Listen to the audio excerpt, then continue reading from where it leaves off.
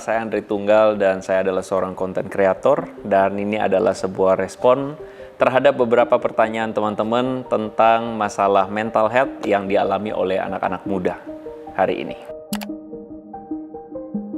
Ya, ada sebagian dari teman-teman bertanya atau mempertanyakan tentang yang namanya toxic parents. Berbicara tentang toxic parents, ini adalah satu istilah yang sebenarnya baru diformulasikan belakangan hari ini kan. Ya, karena istilah toxic itu sendiri dulu belum ada.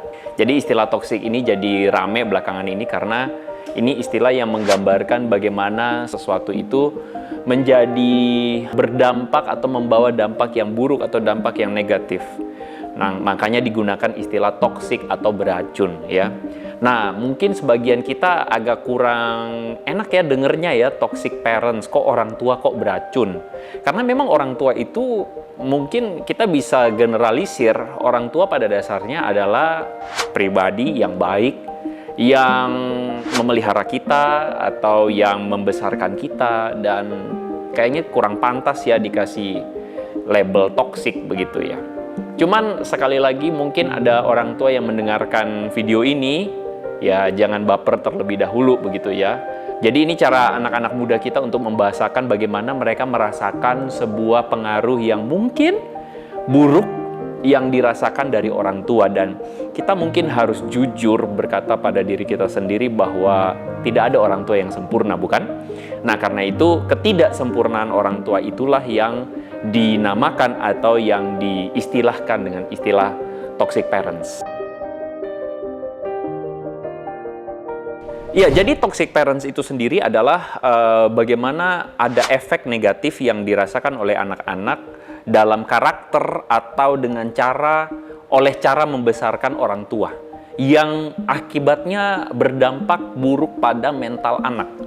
Ada sebagian orang tua yang mungkin membesarkan anak-anaknya dengan cara yang sangat keras, atau orang tua yang merasa dirinya adalah orang tua yang pasti benar dan anak salah.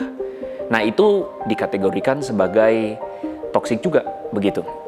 Ada juga orang tua yang membesarkan anak dengan tujuan yang sifatnya egoistik ya. Jadi tujuannya adalah bahkan bagi anak itu merasa diperalat atau dimanipulasi oleh orang tua untuk kepentingan orang tua sendiri. Misalnya orang tua yang menentukan seorang anaknya sampai hari ini ada menikah dengan siapa atau menikah dengan pilihan orang tuanya karena mungkin calon mantunya adalah orang yang mungkin punya status sosial atau ekonomi yang bagus, sehingga dengan mempunyai mantu dengan status ekonomi, keuangan finansial yang bagus, maka orang tua pun akan punya status yang makin naik begitu ya. Itu namanya manipulatif dan ini masih terjadi, kita harus akui.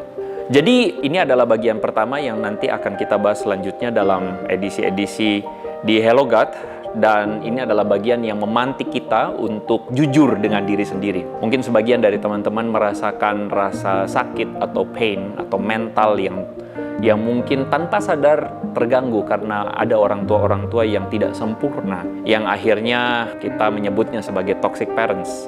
Dan juga mungkin orang tua yang menyaksikan video ini, kita harus berefleksi diri juga.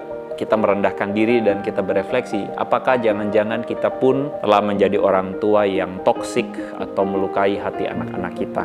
Efesus pasal yang ke-6, ayat yang ke-4 mengatakan kepada kita, dan kamu bapak-bapak, jangan bangkitkan amarah di dalam hati anak-anakmu, tetapi didiklah mereka dalam ajaran dan nasihat Tuhan. Firman Tuhan mengingatkan kita supaya kita jangan menjadi orang tua yang bukan berarti kita harus menuruti keinginan anak kita supaya anak kita jangan marah, bukan begitu.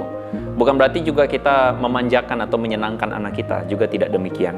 Ayat ini sedang berbicara bahwa kita jangan sampai menjadi anak-anak yang menyakiti mereka dalam perspektifnya Tuhan, atau kita menjadi orang tua yang akhirnya membuat mereka terluka secara mental karena kita terbatas begitu. Ayat ini mengingatkan kita supaya kita membesarkan anak-anak kita dengan caranya Tuhan, dengan cara yang benar. Kita akan membicarakannya lebih lanjut di episode berikutnya.